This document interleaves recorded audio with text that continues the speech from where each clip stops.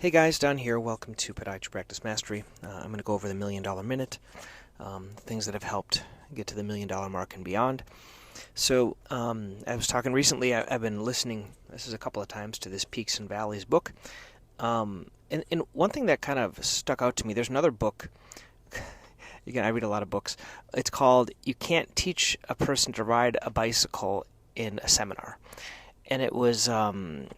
It's a book from Sandler. So Sandler is kind of a coach for salespeople.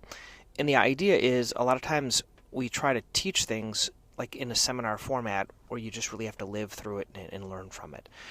And the one big key from that book, and also Peaks and Valleys, is that we have roles in our life and then we have our identity. And this is kind of a philosophical idea here.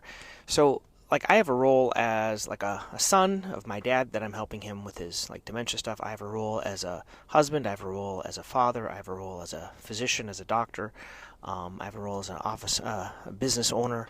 So I have all these different roles, and then we have our identity. And I think sometimes we mix up our roles and how we feel in our roles. Like right now, the role isn't doing too good in my office. Our biller just kind of gave her notice. We're still going through this new EMR, day number 8. But there's an identity which is bigger than that. So the identity is separate from our role. And even though the role might be bad or having a valley, our identity, if how you identify yourself, and so in the way I identify myself as like a child of God, and I have this identity of myself, it's separate. And so trying to learn to separate those things and kind of turn off, okay, the role went bad today, but I'm still am a good person. I'm doing the best I can in keeping your identity. So this is kind of, Peaks and Valleys have a similar mindset of that. Even though you're in the valley, your identity and the way you kind of deal with that can be beneficial. So one thing I've been doing during this transition is I'm writing 10 good things about each day as I'm going through this quote-unquote sucky time of the medical record transition. So I'm going to tell you about those things. I really, frankly, I can't remember. This was a day of a Friday that it was a half day because it was the first Friday of the month where our staff does an office meeting. And I had Marjorie help me. So I guess the good thing with Marjorie, she did like 5 toenails with a Cariflex on this patient. I don't know if she charged for all 5, but her toes probably looked really good when she was done. She took a long time. That's fine. I was just kind of pushing through the day. And now we're up to full schedules now. We're not limited schedule. And I had I think went home with 19 charts open. And I never do that, but Morali doesn't know what he's doing with the charts yet. I don't know what I'm doing yet. And specifically, I'm having to open up the other charts to see why they were built that way. And one of the errors that I'm learning is that we send a systemic over to the primary cares. They fill it out. Let's say it comes out with something with like a diabetes with mononeuropathy or neuropathy. And this is something I didn't know, they were billing it under that, but there was no class findings of neuropathy in the note, or in that, at least in the note of Athena. Now with ModMed, I have to put class findings in there. I have to put something else in there to get that type of care covered. So I'm talking about the good things. So I've asked for help now to learn about my ignorance with routine care. You guys might be great at it. I wasn't that good at it. It wasn't my focus, but I'm having to get better at it. So I have Kenya who's helping me. So I'm getting better at that. She emailed me back and I can fix those notes. There's only 2 I couldn't finish, but it took me forever, guys, to do these notes. Morali was starting to copy notes over well. I had an obligation that day to leave. We were recording a TV program with our church, and so I was part of that TV program. So I left earlier. I left at noon, but I had to finish the notes at night. I was also kind of share something with you.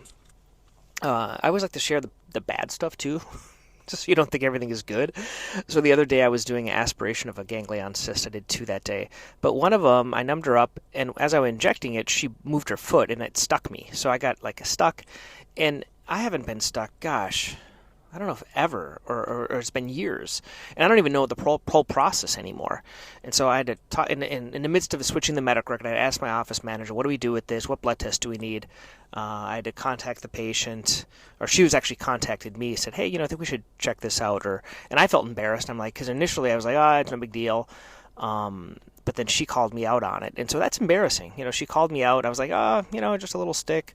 And she said, I think we should do the tests. And I'm like, I don't have anything. I asked her, you have anything like bad? Do I have anything? And so maybe I think next time, regardless, I would get the stick training, or whatever that's called. Because it's happened I don't think it happened with me. It happened with my resident in surgery that they stuck themselves. But so anyway, it was kind of an embarrassing situation, but we're going to get that taken care of.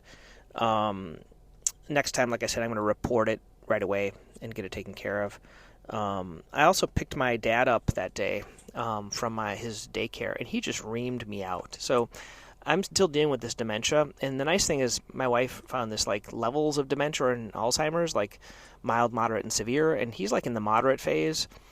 And he just wasn't happy to be at this day program, but we have to be firm bringing him there. And my wife kind of exaggerated, but she's probably good that way because I'm not.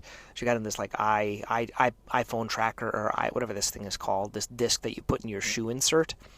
And so she's going to put it in his shoe inserts, so if he runs away, we can find him. So that was kind of an eye-opener because he tends to be nice to me because I'm with him, an hour or two a day when I get home. But my wife's with him most of the time and picking him up and dropping him off. And by me picking him up, I could see this outburst. I don't know if he was tired or what, but then he forgot about it after. Like he said, I want to go home, and then now he's fine. So he has these outbursts, and then he's fine afterwards, like the next day or even a few hours later. So we're kind of learning to deal with these things. And with parents, it's a hard thing. And so I think having that list of the stages was really eye-opening and actually seeing this. And then finally, I was listening to this Peaks and Valley that's been helping me out, and I've been getting back to doing the podcast. Even though this isn't like the $1 million stuff, it's kind of the life stuff right now. But I hope it's beneficial to you. There have been some good patients. Shockwaves are getting a little bit easier. I saved some protocols within ModMed, so it's making it a little bit easier for Morale. It's going to get better, but I just like to share kind of what's going on here. Okay.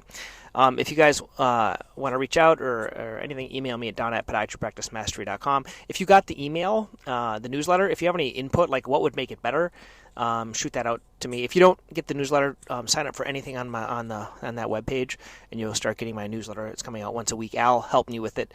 And this is something, this whole perfectionism thing, I was like, we have to fix this and this. And I'm like, okay, wait, let's just get the first one out. You do it, and then we'll improve it after that. I think kind of getting going and fixing things is a better way to do things. Okay, have a good day.